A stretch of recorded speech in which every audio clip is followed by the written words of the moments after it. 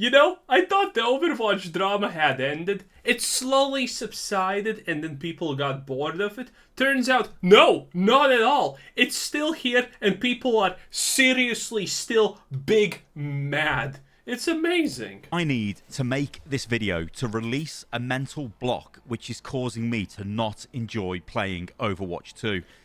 Hello everyone and welcome to the channel. Nice. So this video is going to be about the state of Overwatch 2 and where the game is going and some reality Yo, look at this guy just shooting. He's pumping. This guy's good. that we need to live up to, or I guess get used to living with, not really live up to. Okay, let me Solid. break this down. The horrific monetization remake covered up under the pretense of being a sequel mentally boomed me. I was not ready for this at all. The moment they locked the heroes in the battle pass, well, I guess everyone knew it would be absolutely terrible. If they are willing to monetize a core aspect of the game simply because it's the easiest path to make money, you knew things were going to get bad. This is the mentality. Of course they're willing to monetize the thing that's gonna make them the most money. That's their whole goal. Do not get it twisted. That was their intention from the start. They were looking at the things and saying like, yeah, this is a little bit too much work to put in to not get anything in return. So let's just lock everything behind a giant paywall. That's the Blizzard way. Mentality of rinsing your player base at the cost of everything else. Think about players coming to the game now. Oh, look, here's a new player pack with new Buy heroes. now. Yeah, more monetization. 50% off. Where's the 800% value pack? But the issue is here, this makes the game even more impenetrable to new players. It makes no sense. When free-to-play was meant to be all about increasing the player base and attracting new players, I wanted Blizzard to reinvent free-to-play, to give us the best version. Instead, they just copied the worst practices of their peers to essentially chase maximum revenue. I'm just gonna say this. I am still absolutely amazed every time I see some Blizzard fanboy video on these subjects because they're always so hopeful. They're like, oh, after Blizzard absolutely bent us over and slammed us for the 50th time in a row, I thought this time it's gonna be different. I thought that Blizzard is not gonna abuse my goodwill towards them. I thought that Blizzard is not gonna milk us. I thought they're actually gonna change and make it better. How many times do you need to learn this lesson, old man, at this point? Blizzard has done bad time and time and time again. And for whatever reason, there's still this ginormous group of people who are just unironically saying, Blizzard's gonna do good next time. Trust in the system. It's not funny any longer, honestly. New generation through player frustration, which is just the worst. I think it's terrible. You cannot earn premium currency from the battle pass to buy the next one. Even Fortnite lets you do that. You can't complete the old battle passes. Halo lets you do that. It's just horrible. Oh, and can someone please explain to me what the hell souvenirs are about? The loss of player trust is a big one. And I'll be honest, I've been in a pretty bad way because I've been used to producing tons of content and it will always be on Overwatch. Yeah, you know, there'd be bad times, there'd be good times, there'd be good topics, bad topics, but there was always that underlying vein of constantly playing and enjoying Overwatch. And honestly, guys, I've just hit a brick wall. And I think this video is part and parcel of me moving through this wall. But we'll get to that in a second. So, I mean, I firmly believe this game has been absolutely gutted to nickel. Yo, this guy is just absolutely slaying it in game. And dime its current player base. It's short-term gain over long-term stability. And that makes no sense. It's a cash grab on the heel. It makes actually perfect sense. Because again, the player base that supports Blizzard and their games have literally... I talked about this previously.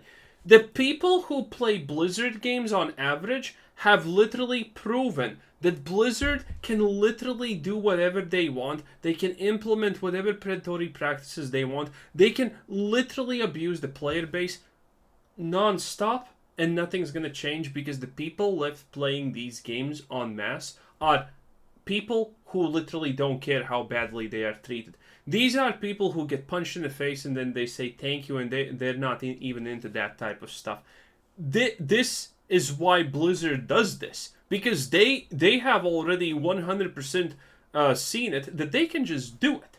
It doesn't matter how mad these people are. It doesn't matter how much the player base hates them, because they will continue to support Blizzard products until the end of time. Also, the promise of Overwatch 2 and what it was going to be. They gutted all of the meaningful gameplay progression to shove the battle pass down our throats. Remember when we used to get end of round cards? Remember when we used to level your account? All of these things. No, that is gone now because all they care about is the battle pass. But you know what's funny? Because they that's seem money. to be reverting that with the new progression system. So where are we going? Are we going back to Overwatch 1, but with microtransactions coming out of its arse? Probably. Because that's what it feels like. And the great joke with this game is Overwatch 2 launched with less features than Overwatch did. And we're slowly getting these features back. I mean, a great example recently was the whole, oh, look, On Fire is back. It's like, yeah, that used to be in Overwatch 1. Okay, it's a little bit different in Overwatch 2, but it didn't really warrant it being removed from the game, did it? You know, there's all these issues. It's like they're adding things back to the game that used to be in the game and wrapping them up as some great new update, yet there's millions of us old players looking at this going, yep, we played this years ago. What the hell are you going on about, Blizzard? So there is no trust here. I think this is the issue I'm trying to get at. We get told one thing and then another thing, it feels like, is delivered. We get given... Blizzard doesn't care about your trust. They're literally just gonna, you know, if the player base is really pissed or whatever, Blizzard knows that they can just release a new skin, put it up for $100 and say, hey, this is actually worth $10,000, and the player base is gonna gobble it up. Like, why blame Blizzard? Why would anyone actually blame Blizzard at this moment? It's the literal player base that should be blamed for all of this happening, because they are letting this happen, and they're saying thank you at the end of the day. Why complain if you want it to be this way? Things that we used to have access to before back to us now as if it's new content. And yeah, I guess the final nail in that coffin was the way PvE has been handled recently, but we'll get onto that in a second. Let's talk about communication, because this is another issue as well, that they're so they're so laughably bad at this. It makes no sense. So they've got communication and they've got content showcases. These content showcases are, let's roll out the devs like they're rock stars, and yeah, actually they've got very little to show, and yeah, this is actually damaging the game and actually leans further into bad communication issues. Nice. I mean, look at this. The game director is on Twitter correcting his live appearance mistakes. I mean, what is going on there? And why can't they produce a highly edited, concise video that explains in detail with no grounds for misinterpretation just what is coming to the game? There shouldn't be more confusion after you announce content for your game, Blizzard, and that's what happens time and time again. And to me, that stinks of a massive internal communication problem. So that's obviously going to be projected outwards when they start talking to the community, because they don't even know what they're talking about anyway, and it's just embarrassing, to be honest.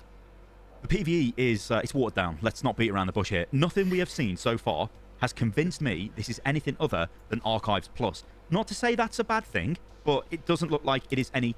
The big problem with the PvE was the idea that Blizzard is going to make an actually good storyline, because this is what I read, and this is actually so true if you think about it. Overwatch 2 was never designed to have a story in mind. Overwatch 2 was just literally a bunch of diversity boxes ticked in. Like, for example, how are you supposed to write a story around such absolutely in-depth characters? Like, for example, Diva. Oh, wow, she's a gamer girl. That's such an amazing storyline. Wow. Yeah, I'm sure everyone wants that. Lucio, he's a dude that likes music. Yeah, you can't make stories of this. Well, you can, but chances are they're going to be bad 99% of the time. And you know, it's fucking hilarious, because even these diversity tick boxes in Overwatch are just so bad. For example, Reinhardt. Reinhardt's a German. The only way you can tell that he's a German is because he has a slight German accent. That's their storytelling. It's absolutely hilarious. There is no story to tell in Overwatch. There just is none. Because Tracer's whole identity is literally being a lesbian, okay? That's her story. Start and finish right there. There's nothing in between. There's nothing in the start. That's her literally whole existence. It is the most wild thing that people actually thought that Blizzard is going to deliver on an actual storyline for Overwatch. Absolutely laughable. Substantial upgrade over what we got in Overwatch 1. Again, it just looks like the monetization of Overwatch 1 archives events with a little bit of extra polish and slightly bigger maps and a little bit, a couple of different mechanics here and a little bit of a cutscene here and there. That's all it feels like to me, because I'm pretty sure that's all it is. The more I think about this, I actually bet that the upper management probably wanted to remove this entirely. It probably realized, you know what? We're actually making quite a bit of money here off just the battle pass and the shop. Bad. We shouldn't really bother with all this extra development. We should just pile more into this, and let's maybe cancel PvE in its entirety. But I'd like to think that maybe the devs, they sort of pushed through to keep some of the PvE, and that's what we've got now. This is maybe why the devs do like to come forward and keep talking about PvE, because it's probably taken a ton of effort to get this actually in the game. I think it's pretty clear where the game is going right now. I mean, you look at all of the lead developers that have left. Now, people leave jobs, and this happens, and people have been at Blizzard for a long, long time, and Blizzard has had a ton of internal problems itself. These are all reasons why people would leave, and obviously most recently the return to office, which has been instituted, which some people simply won't be able to do that, and they move away. But I think when we look at the most recent high-profile person who left, this was Scott Mercer. He was at Blizzard for 27 years. This is an instrumental game developer who was integral to the development of games like World of Warcraft and obviously Overwatch. I mean, these were two of the biggest games that were... Yeah, but who's happy with these games? He was integral in probably the worst ways possible, if we're being real. Like, World of Warcraft has been a bad situation for the past, like, I don't know, 10-ish years or something like that. It's an absolute joke. Whatever made. This man is a legend. He's left the company, and he says he's off to go and focus on himself, on his mental and physical well-being. And that's fine. People do leave the company. Nice. But again, good for him, though. This image that is put forward by Blizzard is like, okay, a lot of the top guys from years past are all leaving now, and you could argue that the timing of this does sort of look like, yep, the PvE has been essentially gutted from what it should have been. The talent system is now gone, and somebody like Scott probably was working on that quite heavily. Remember, this was someone who worked on World of Warcraft, would have probably been heavily involved working on talent systems and the way they'd function in the game. Is it a coincidence that he decided to leave now? I don't know. But again, you could read between the lines here. The fact is, he very clearly stated why he left the company. So why am I making this video? I think it's just me coming to terms with the aspects of the game that when I focus on them, they just remove all joy that I used to get from playing the game. But when I ignore these, I actually really enjoy Overwatch, and it still is a good game. The issue I've got is coming to terms with this. As I say, it's like I don't know, like I don't really know what I can do. I look at my channel, and I look at the videos that I've been making, and yeah, I can keep moaning about monetization. I can keep moaning about the way things have been implemented. But it's like, it feels like that's all I'm doing, and I don't want to do that. I really, really don't want to do that. I want to make content on the game because I enjoy the game. So I think it's part of that, making this video today. With that being said, though, we still have to call them out on their poor decisions. I want the game to make money, right? If the game... I mean, there are some companies like, Blizzard, Wizards of the Coast, There are companies that literally never do anything useful for the player base, and every decision of theirs is bad. You just kind of have to live with it, because they're not going to change. There's no need.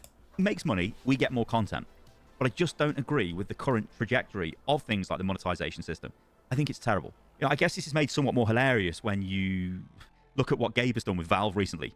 I mean, with Dota, he's just got rid of the Battle Pass.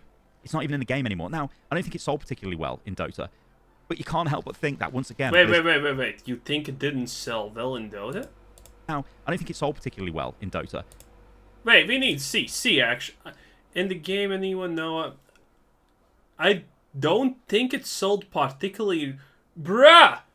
The Battle Pass literally made hundreds of millions. The Battle Pass literally made hundreds of millions. Dota 2 is the reason the Battle Pass actually got implemented in every game, because how absolutely amazing it was and how people wanted to just throw money in it. You had Saudi Arabia princes putting I'm not kidding, by the way. There were Saudi Arabia oil princes and just princes in general who literally put multiple millions in the Battle Pass in Dota. Like, the Dota Battle Pass is the reason Battle Passes exist in the first place. It's only because of Dota the Battle Passes took off. Because the International, the biggest paying tournament in gaming history, by a landslide, by the way, is funded pretty much by the Battle Pass. Yeah. And that funding is not like, oh, here, 50% of what you purchase in the Battle Pass is going to go to the TI. No, it's like 1%. Well, no, it's obvious. What was it actually? Like 10% goes to the... Dude, The Battle Pass literally is like the most money-making thing in the universe. But you can't help but think that, once again, Blizzard are late to the monetization craze of the last generation. They did this with Overwatch. They sold the game, which was fine, but then they had loot boxes in it, which was not fine. And yeah, it very slowly became the best loot box system in the games at that time because you could earn them so generously. Obviously, this meant that the game had a problem making money, but if it actually sold expansions and stuff like that, then maybe it would have been okay, or had a different monetization system altogether. The thing is, though, this game we have got right now has a battle pass, and a battle pass is not great. Will it become the best in the industry? A battle pass actually can easily be great. The original Dota 2 battle pass, even if you didn't buy it, you still got good value out of it. It was still fun. It was still an additive. It was still a bonus. Before battle passes become defunct, I don't know. I don't think it will. The issue here is the competition is already starting to move on. I think we need to be realistic because what we've got now is Overwatch 1. That's 5v5. But with game modes or new game modes being added, new maps being added, new heroes being added. And that could have just been Overwatch itself. They could have just carried on updating Overwatch. True. And then the PvE could have... But at least that is something new. ...come later down the line. And that could have been Overwatch too. But that's not the case. So it's all very messy. It's just a giant... Well, it's a giant cluster, isn't it? This game won't ever be revolutionary again. It will not take over the world. But I think it can be sustainable. I just hope the bulk of the poor Overwatch 2 launch decisions do ultimately end up being reverted. But, and this is a big but here, it depends on how much money the game is making. And I want to end the video on this as well. It's been a little bit doom in this video, but I just wanted to get it out there before I resume enjoying Overwatch and cracking on with my life, basically. Overwatch 2 isn't on the verge of collapse. Like, let's be under no illusions here. This game isn't going to collapse. Yeah, true. But what I'm worried is that they're making... Well, obviously, true. Again, the players reap what they sow. ...good money off these horrible changes, and that'll only make them introduce more of these systems. This is a very vicious cycle. Why they couldn't commit to re-updating Overwatch 1 and then selling us a full-blown expansion, I don't understand. There is even scope for making Overwatch... because there's less hype, you know. Overwatch 2 sounds better than, oh, look at that, the minor expansion Overwatch 1. Well, Overwatch at that point. You know, Overwatch 2 sounds impressive. 1 free-to-play and then supporting it via other means. Instead, they decided to go for a horrible battle pass, stupidly expensive skins. And now, they're selling the PvE missions, which were part of a big story expansion in 3 mission packs, which need to be purchased as well as the battle pass. This leaves a nasty taste in your mouth. So I think that's all I want to say right now. I don't think I'm ever going to change my opinion on the monetization of Overwatch 2. I think I'm still going to call it out when they keep adding terrible things to the game that just shouldn't be in the game. But I do really feel for the developers that are left working on the game, because the game, like the narrative design is great, the voice lines are great, the character designs are great, the balance is questionable, but it always has been with Overwatch. The gameplay itself, though, is fine. Yeah, the foundations are great, but then everything that completes the wrapper of the Overwatch 2 product, I just will never like it. It's so insane to me that they... Well, might as well concentrate on the things you do like in that situation, honestly. Went down the path of trying to attract new players at the expense of their old player base, which numbered plus 50 million players. So you piss all those people off with your crappy new monetization. You hope to get people through the door because it's free to play. And now we end up in this situation, it feels like that they're scrambling to go, oh, no, let's quickly try and make changes to make the 50 million people who played the game happy and come back and play the game again instead of trying to attract a ton of new players. It's very... Well, to be fair, if I didn't even know there's 50 million people playing Overwatch 1, that's kind of impressive. To be fair, even if they attract these people back, they're probably going to lose them again. Because Blizzard is bad at balancing games. I have said this like 5 times at least, like yesterday at least at this point. And it's true. Blizzard lost their Overwatch competitive scene, their Overwatch player base, because they were horrendous at balancing. One of the big reasons Overwatch lost a lot of its community was because the tank meta existed, where it was literally every game was like, I don't know, like a 15-minute slugfest of no one even ever got a kill. You know, it's just 2 healers, 2 tanks, and 1 random Yahoo who's not even doing anything because the tanks are just too strong and nothing can be done about it. And every team was the same, and it was boring. That's why people left the game. It had nothing to do with Blizzard being greedy even at that point. The game was just really bad. Very odd. Okay, everyone, thank you for listening to this sort of support group video. I think this is... I'm going to start trying to go back to producing videos in Overwatch 2 that are not just rant videos, that are not just highlighting problems with the game or things like that. Good luck. I want to get some positivity back. Good All right, luck. guys, you can follow me on everything, which is at Stylosa. I'm also on TikTok, which is StylosaUL, because someone nicked the name Stylosa. Trying to do a little bit of a different thing over there, like a gaming news style thing, so go and check that out. I've also got my other YouTube channel, which is the Unit Lost channel, which is sort of a reborn channel, if any of you guys watched my videos from years ago. There is a link to that in the video description below, and if there isn't, just search for you. Oh, here's the end screen. Well, it's Stylosa, a pretty good video, and, well, that's pretty much it. Interesting stuff. Anyway, this was Quizzer Sensei, and thanks for watching, subscribe if you haven't already, and have a nice day. Bye-bye!